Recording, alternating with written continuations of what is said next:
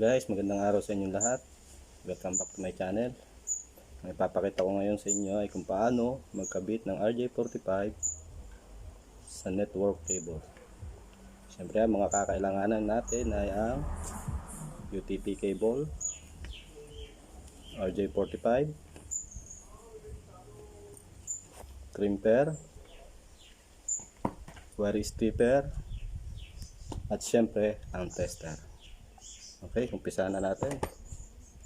Una, strip the wire.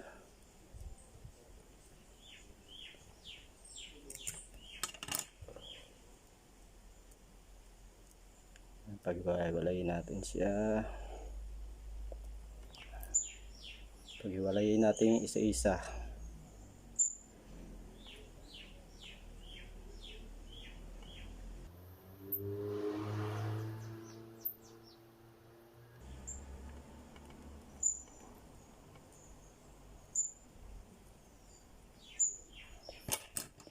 Tapos unatin natin siya guys gamit ito.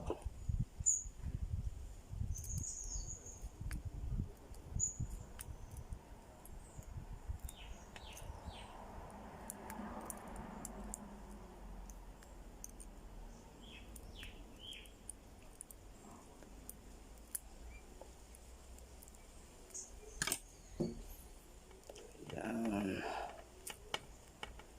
Tapos guys, iayos natin siya ng ayon sa pagkakasunod-sunod.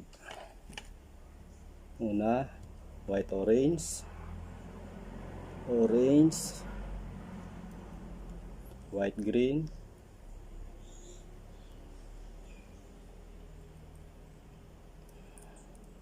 blue,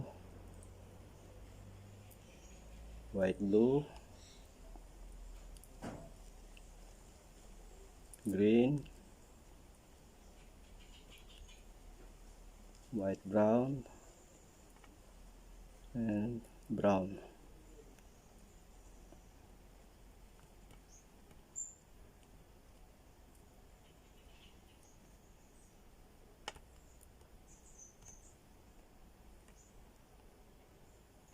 Tapos ikat natin siya ng about 1.5 cm.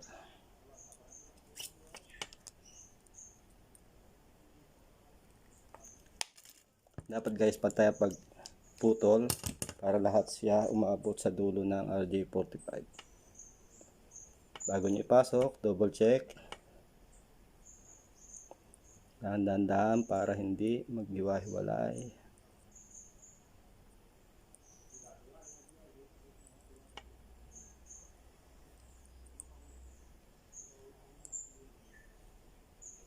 Yan. Double check bago nyo i-crimp.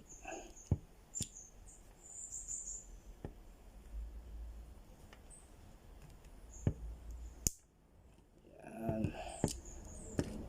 Okay na.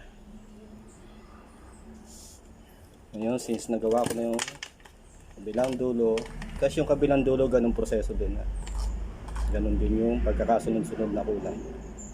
Okay. Tester na natin.